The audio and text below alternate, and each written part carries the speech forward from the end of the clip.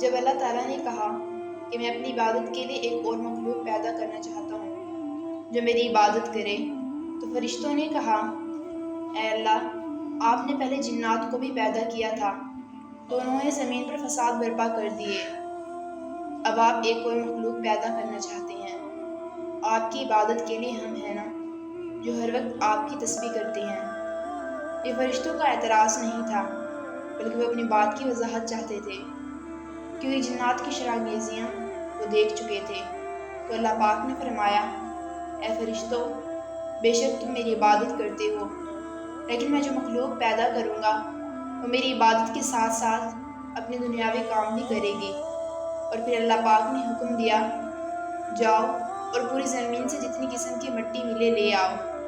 ہم جانتے ہیں کہ زمین پر مختلف اقسام کی مٹی موجود ہے، جیسے چکنی مٹی، کھاری مٹی، کہیں پہ جلی ہوئی سرخ مٹی وغیرہ۔ جب فرشتے مٹی لے آئے تو اللہ پاک نے اپنے ہاتھ سے آدم علیہ السلام کو بنایا۔ جب آپ کا نمونہ تیار ہو گیا تو روایات کے مطابق آپ کا نمونہ 40 سال تک پڑا رہا، اور جب سوکھ گیا تو شیطان جب بھی اس نمونے کے پاس سے گزرتا تو انگلی سے بجاتا، تو ایسی آواز آتی جیسے مٹی کے برتن پر انگلی مارنے سے آتی ہے۔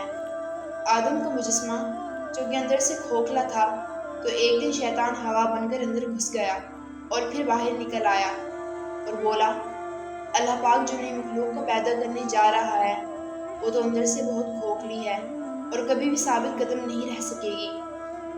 اللہ تعالیٰ نے آدم علیہ السلام کو اپنے ہاتھوں سے پیدا فرمایا تاکہ ابلیس بڑائی کا دعویٰ نہ کرے۔ اور جب وہ وقت آیا کہ اللہ تعالیٰ نے آدم علیہ السلام کی تخلیق کا ارادہ فرمایا اور فرشتوں سے ارشاد فرمایا کہ جب میں اس میں روح ڈال دوں تو تم سب اس کو سجدہ کرنا، اور جب روح ڈالی گئی تو اس کو سر کی طرف سے ڈالا گیا اور حضرت آدم علیہ السلام کی آنکھیں کھلی اور ان کو چھینک آ گئی۔ فرشتوں نے کہا، کہیے الحمدللہ، کہ سب تعریفیں اللہ کے لیے ہیں۔ آدم علیہ السلام نے کہا، الحمدللہ۔ اللہ تعالیٰ نے جواب میں کہا، یرحمک اللہ۔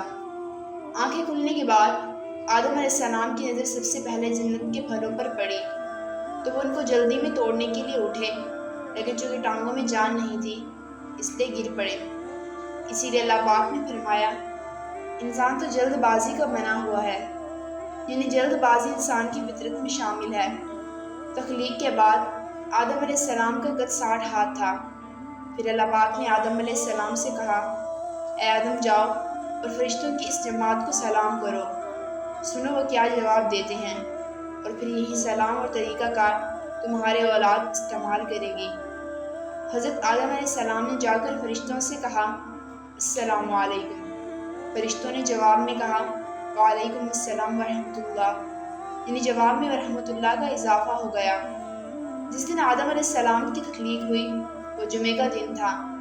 اسی دن آدم علیہ السلام کو جنت میں داخل کیا گیا اور اسی دن جنت سے نکالا گیا، اور اسی دن ہی قیامت آئے گی۔